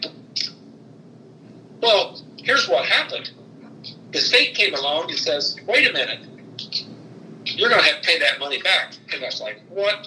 And it only affected coal miners because coal miners can retire on the last day they worked. You follow what I'm saying here? Right. They can retire on the last day they worked. So once they drew their unemployment, then they filed for retirement. They backdated their retirement to the last day worked, okay? Okay. I just thought that was grossly unfair. Even the people that administered that thought that was grossly unfair, but they said it's the law. And I was like, well, I can tell you one thing. I'm going to change that law. It's the last thing I ever did. I did it, and I got lots. Actually, I had this big bill the governor wanted me to run. Had to do with workforce studies, and all. It's a huge bill where everybody, it's called the Christmas tree bill almost, where everybody's wanting to dump things in there. Well, I just dumped this in that big bill, and I didn't have any controversy at all. But it was like, wow, it was justice for coal miners who work hard all their life, and they got some parity. I might be the only legislator that even knows about that bill today, but I was real proud of it because it did a lot of good for a lot of hard-working coal miners who got laid off at an age earlier than they would have ever anticipated. So anyway, there's a lot more. After being out of the General Assembly for 12 years, you can even, it's kind of hard to bring all those back, but there was a lot of, but I focused a lot on labor issues. I was a big open records type guy, open government. That's what I did. And then when I was elected the majority leader in 2004, 6 years after my third term, I was elected the majority leader for the House, and we were in control. I think we had 52 seats. We never had more than that in the 2000s. That's the most we ever had. And then my role is, when you're in leadership at that level, you become a whole lot more busier because we control the agenda, so we got to go through every bill. And anyway. Yeah, okay. So we wouldn't have surprises on the floor. When a bill hits the floor, we knew what was going to happen to that bill, or we have to count the votes before the votes are counted. because you don't take a bill to the floor to get it turned over. And you got to protect your caucus members who's bringing their bills and may not know this. So I became very, very, very busy. And then I was really, really active on recruiting candidates for office for our caucus. I was always like a really good fundraiser, and I kicked it up a couple of notches once I became majority leader. Goes from my campaign, then I distribute it back to the caucus so we can pay for a lot of the things that we need for our targeted candidates. That's all you do. So kind of like it. Then I retired from my day job in 2004. So I was kind of a full-time legislator in my last 6 years because my day job, I retired from the Mine Workers Union in 2004. So the last 6 years, I spent a lot of time being a legislator and running elections. Yeah, okay. Interesting. Let's see. Now, what lessons did you learn from your experiences? Be congenial. I'm generally, I'm pretty, working for the coal miners union. That's not, it's good. That's a tough job, and I've been through all sorts of things. So I came in, it's like, ain't nobody's going to beat me upside the head, because I've had a whole lot worse than this, and anybody in the General Assembly can do to me. But lessons learned would be congenial to your friends and your foes. I always was. I'm always congenial with the Republicans, lobbyists and all. You just got to be congenial. Don't worry if someone doesn't like you. That's on them, not on you. But, the other thing, I used to say that I thought I was a really good lawmaker, and if you would ask folks that work with me, they'd say I was probably a good lawmaker. That they disagreed with some of the things that I supported or didn't support. I've always said there's a lot of bright people in the General Assembly. There's a lot of dumbasses in the General Assembly too. I won't dare name names, but that folks is like, where did these crazies come from? And you can say that to some degree with both caucuses. But what I prided myself on is nobody's going to outwork me, and I don't think they did. People leave the Capitol, you adjourn for the day at 3 o'clock, the Capitol empty out. I was there as late as anybody in that building most of the nights working, so I was so prepared that the next day, whatever brought me, I wouldn't be working on what happened the day before. And I spent a ton of time up in that office late at night, making sure I knew everything I know, and because tomorrow would bring you a new challenge. So there were people a lot smarter than me, but I don't think anybody outworked me when I was up there. Yeah, okay. Cool. All right. Let's see, do you have any regrets from your time as a legislator? Looking back on that, you say regrets as a legislator? Probably not. I mean, I was kind of fortunate, and things kind of played out. I didn't go seeking any of these things. They just happened to me. So I really don't have regrets. Even when I became majority leader, it was a spirited race between me and another caucus member. And I even went to the other person and said, look, you can have it. But the speaker he clearly wanted me to be majority leader. So, we went to the wall, and it was a one vote difference. I won by one vote in our caucus. For a majority leader, and the person that ran wasn't there. He became very successful in his political career as well on doing something different, I might add. But no, I don't really have any regrets at all. It's like no, I balanced my life. I just you're a suit when you're in a suit all the time in Indianapolis. You're in blue jeans most of the time down in Boonville, and when you go on your campaign trip, you don't have to wear in the district. You don't need to wear a tie down here. Back then, we just wear a dress jacket and a shirt. But yeah, it's different. But in the scheme of what I did, no, I don't really have any regrets. I'm not sure who I am as a person and the things I believe in. I wouldn't change much. Sure. Okay. What would you say was your proudest moment? I said I've already run it by you, but my proudest moment was. And I've stated this before, was on the gay marriage vote. Oh, okay, got it. That's right. Yeah. That was probably my proudest moment. I knew my vote was going to kill it, and I knew there's going to be a look of surprise out that right side. That's where all the people supporting that bill was. And it was like anguish. And then the left side, towards the back, they just stood up and started applauding. And yeah, that was the one. I think I made a bad political vote for all the right reasons. And so it made me, that's probably the proudest vote. I voted for something that was not good for me politically. Trust me, if you live where I live, it wouldn't be good for you politically. So I thought it was the right thing to do, did it. That's without a doubt my proudest vote. Okay. Let's see. Last few questions then. What would you say is the most important job of the Indiana General Assembly? Wow, that's a tough question. Most important job? Yeah. Wow, that's tough. The most important job is to pass a budget to fund our state where every Hoosier can be represented well with what we've done. It starts with education, then it goes to public safety, it goes to our roads, our transportation networks, and everything else. We're not an executive branch. We can't do much of nothing. The governor is far more powerful in this state than the legislature, even though we're equal division, or it's an equal division in government. But the budget translates all of that into what the executive has to work with. If we don't fund public education importantly, if we don't do this, or all the things up and down what's in the budget, that's the most important thing we do. It's the most controversial piece of legislation every session ever is the budget, and putting those pieces together for that. And we got a lot of work to do in the state of Indiana. We're a northern Indiana industrial state and large manufacturing state. Then when you look at it, we're also in a lot of areas a pretty backward state in certain things. We're kind of anomalies.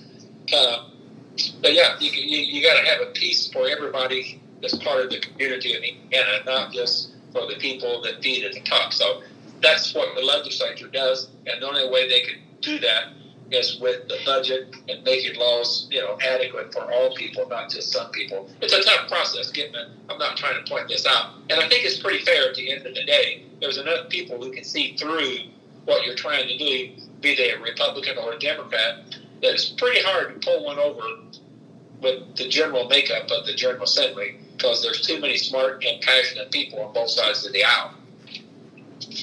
Yeah, makes sense.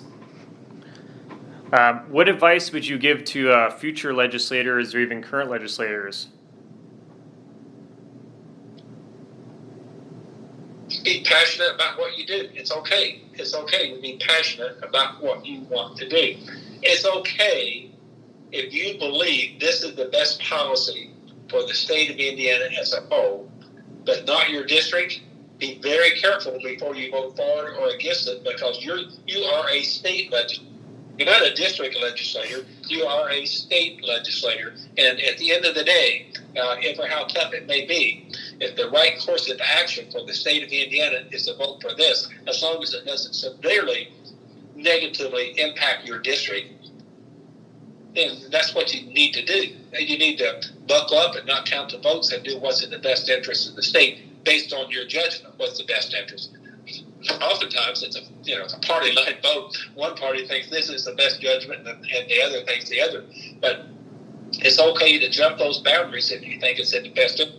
That's a tough one to sort out, but I kind of believe that. I tried to practice it as much as I could. You got to be a state, do what's in the best interest of the state of Indiana, not what's in the best interest of Boonville and that's really hard to do. I have to tell you, it's a politically difficult platform to walk on. Right, yeah.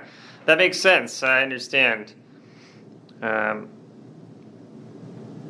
What would you say the public doesn't know about the Indiana General Assembly and how it operates? Oh, probably about everything. Yeah. I'm giving you an honest answer. I think the public, mostly public, general public. We're not talking lobbyists. We're not talking school administrators. They're always looking at the General Assembly for minutes. We're not talking about the police community because, they know we pass all those. But the general public, I don't think they know much or nothing about what the legislature does. There's several reasons, particularly today, because of how we get our news. Newspapers is a dying breed. It wasn't that long ago that you got your newspaper delivered in your mailbox every morning. I read three newspapers every day. I have for years. Most normal people, they don't care. They probably gaze through a newspaper online maybe once in a while, or they get their news on Facebook or that. It's like, I think they don't have any interest at all in the general, unless a hot button issue affects them that draws them out, which is pretty rare, actually. I don't think they know much about what goes on at the state capitol. And the only way they're ever going to find out is good reporting with a lot of state house reporters. There's probably very few, if any, state house reporters today. And, it's this. I don't think they know much about the General Assembly, how it works, or what it does. I think it's not their fault, but I think that's the way it is. They've got bigger demands. They're going to see, the fight we have in Congress, the fight we have, the president or the speaker, or if it's Donald Trump, or if it's Joe Biden, or whoever the hell it's going to be. I don't think they pay a hell of a lot of attention to the General Assembly. Teachers do, because that's what funds education, but it's an interest group. You take the interest groups out, and just the normal mom and pop, I don't think they care much or know much about the General Assembly, and I don't think that's changed in a long time either. I mean, it's probably getting less interested or less knowledge about what the state legislature does today than it was 20 years ago. Right. Makes sense. How do you think the state of Indiana and the Indiana General Assembly have changed over the course of your lifetime and your time serving in the General Assembly? Oh wow, that's it's tough. I go for a long time. I look at things partisan in a partisan fashion, but then you got to come in and do what's right. But you always got your partisan lens on, and every legislator's going to do that from one degree or another. Give me the question again. Yeah, just like, how do you think the state of Indiana has changed over the course of your lifetime, and how do you think the General Assembly has changed, since you served?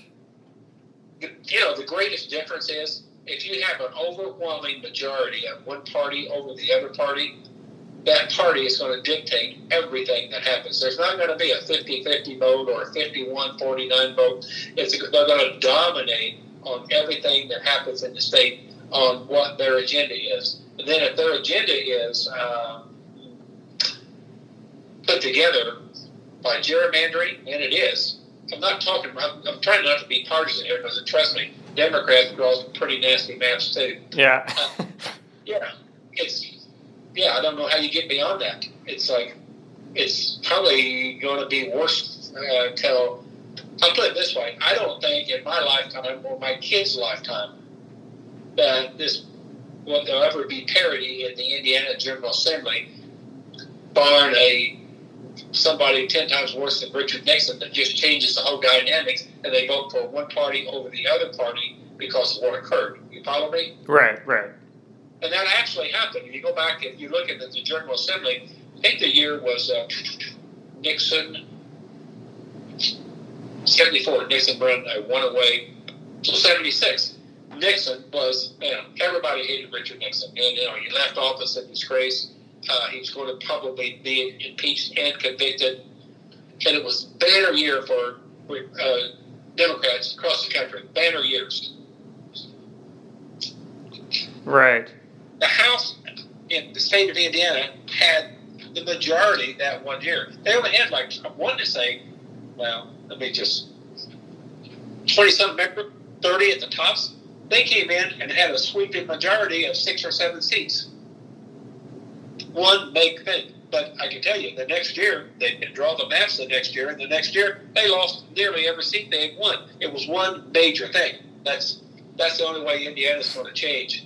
is one major thing happens in an election, you're redistricting the year before a redistricting year, the election, and then you redistrict and you balance things out, and you're probably going to have a pretty close bounce, and it would take massive gerrymandering by the Democrats to make that happen. At the end of the day, they might get 50 seats, or they may never get 50 seats, but at least they would be a functioning minority rather than a irrelevant minority. And when you're in a minority with no seats, you're irrelevant. It's just the way it is. It's like you could not show up for a month and no one would miss you. Yeah. Yep. Last question then. What do you want the general public of Indiana to know about their influence on the General Assembly? Oh, that's a really great question. The general public has more influence on the General Assembly than all the lobbyists pulled together and all the special interests pulled together. The general public has more power than any group to every legislator in the Capitol, be they conservative, liberal, or Republican or Democrat. But they have to exercise that. And to exercise that, they have to be knowledgeable and wanting to know what's going on in their state. That's a difficult job for it to happen. But the general public, they have the power to make any change they want. But they got to they have to want to be educated. They have to want to know what's going on in their state. And I don't see that happening in the near future. But they're more powerful than all the other conglomerates out here in the political spectrum put together. And every decent legislator would know that. But the odds of that happening are so remotely low. It's probably going to be the same old for a long time. Right. Yeah. All right. Well, is there anything that I didn't ask about that you wanted to mention about your experiences? Well, since this is all going to be public, I better leave that out. Up to you. It's the little things. No, I can be fair about it. It's the little things. When I was elected, we made $11,600 a year. Okay, that's our salary. Yeah. That's not very much. That's a lot of work goes on. And then we got a per diem. You know what? Do you know that legislators get per diems? I'm aware of per diems. You know how much per diem they get a day? No, I don't. Well, so they get per diem every day you're in session, okay? So they get it, and they concocted that. Now, the long session will be, I think, 61 days. Fair enough? That's how many sessions there are. But you get it every day, 7 days a week for that entire time period. So now you're getting 4 months of per diem, right? Right. Per diem. When I was in the legislature, I think the per diem was $120. I bet it's $250 a day. You don't have to do a lot of math. That's a lot of money that you add up. That per diem is for food, lodging, etc. Folks like me I'm not going to spend all that on lodging because we weren't born yesterday down here in southern Indiana. Well, if we'll rent an apartment far less expensive to pay, you'll have. But people living that drive to work every day, they get the same thing. And it's pretty, if you add all that together, they're like, we only make $11,600 a year. I've probably said that many times out in the campaign trail. Today it's a lot more than that. But no one ever talks about the per diem, and you don't want no one, because that inches it up quite a bit. Then you get mileage for official duties only, not things in the district. Like, I got mileage for Indianapolis and back. But it's like, when you add all those together, it's far more lucrative position that a person could live on today than it was when I was there. And I don't have a problem with legislators making more money, but sometimes it's disguised by things that are never part of the system, like per diems. They can be in the multiple tens of thousands of dollars. So anyway, that's it's not a tricky thing. It's like when you do another interview, you can ask, what do you think about the per diems and how do they work in the state of Indiana? Yeah.